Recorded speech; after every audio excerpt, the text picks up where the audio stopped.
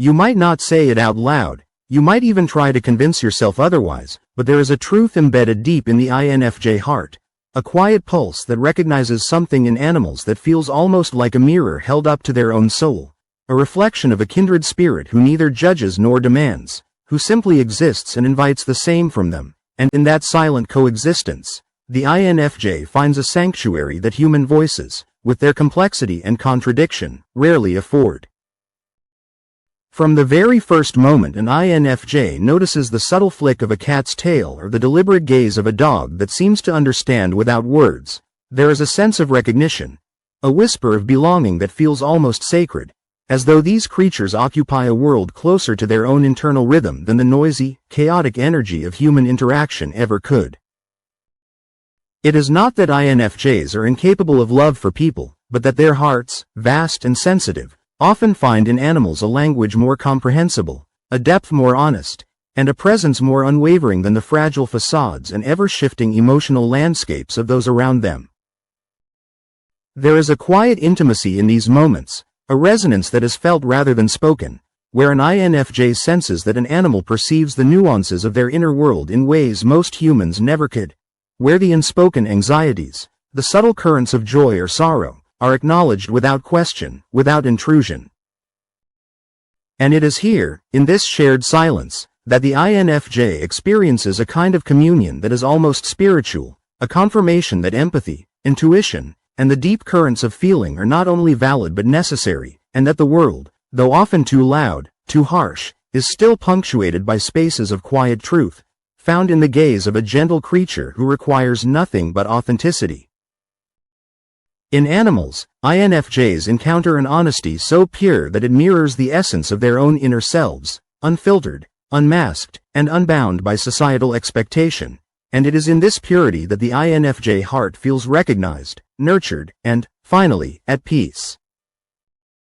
It begins with noticing the subtleties, the small, often overlooked details, the way a horse lifts its head as if aware of unseen energies, the deliberate pause of a bird before it takes flight, the tender tilt of a dog's ears when it senses emotional undercurrents that are otherwise hidden.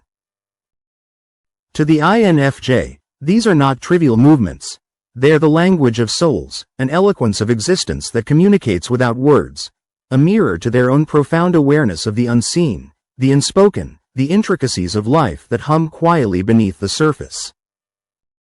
It is in these observations that an INFJ feels understood, not because the animal mirrors their thoughts directly, but because it responds in a way that honors the subtleties they carry, acknowledging without judgment the vast, complex interior landscape that often feels too heavy, too nuanced, for the average human companion to comprehend.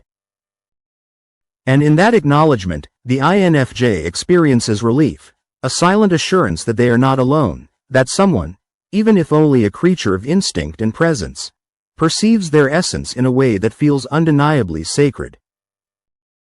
This connection deepens as INFJs begin to notice patterns in the animal world that resonate with their own lives, subtle reflections of their experiences and emotions that feel almost uncanny. The careful patience of a cat waiting in the sun mirrors the INFJ's own need for stillness, for the quiet contemplation of thought and feeling before action. The unwavering loyalty of a dog reflects the INFJ's own capacity for deep, committed connection, often given silently and without expectation of reciprocity, a gift of the soul that is both powerful and quietly exhausting. Animals, in their innate wisdom, seem to understand the weight of sensitivity, the fragile balance of intuition and emotion, and respond in kind. With presence, with attentiveness, with a gentle acceptance of complexity that humans too often fail to provide.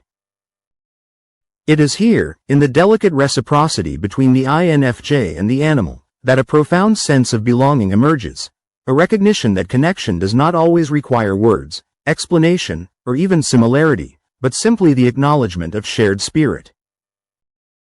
And yet, this affinity carries an undercurrent of poignancy, for INFJs often sense that such a bond, while deeply nurturing, is a quiet refuge from the human world that can feel endlessly dissonant, as though society, with its superficialities, expectations, and incessant demands, exists in a frequency just beyond their ability to harmonize. Animals, with their authenticity and presence, offer a reprieve, a channel through which the INFJ can experience the purity of empathy and connection without compromise, without the distortions of social performance. In their company, INFJs are permitted to be exactly as they are, reflective, perceptive, intensely feeling, and profoundly aware, without the fear of being misunderstood, dismissed, or drained by the emotional labor that human relationships often demand. And it is this sanctity of mutual recognition, this quiet exchange of awareness and respect, that makes the relationship with animals feel almost like an unspoken covenant, a sacred space where the INFJ's soul can breathe. The INFJ is drawn to the vulnerability inherent in animals, recognizing in their dependence a reflection of their own need for gentle understanding and respect. It is not weakness that is perceived, but authenticity, a transparent expression of life unguarded by pretense.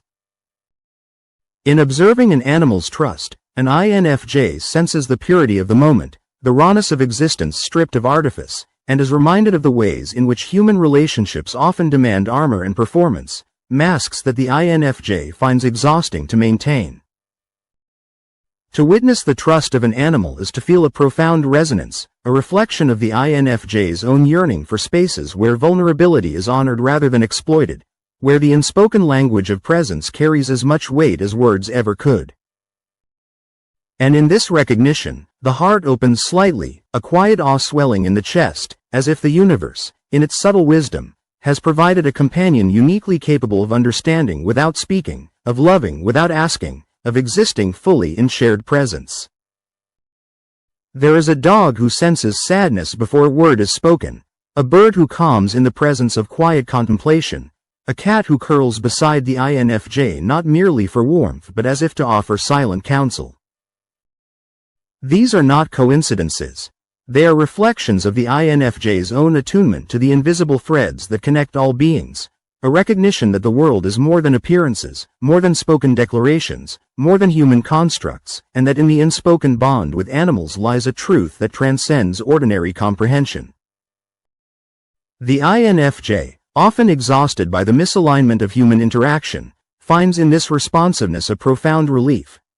A sanctuary where the currents of energy and feeling are acknowledged and mirrored without question, without manipulation, without pretense, a reflection of the purity they crave in all forms of connection. The relationship deepens into what feels almost like a spiritual dialogue, a communion that transcends language and enters the domain of intuition and soul recognition.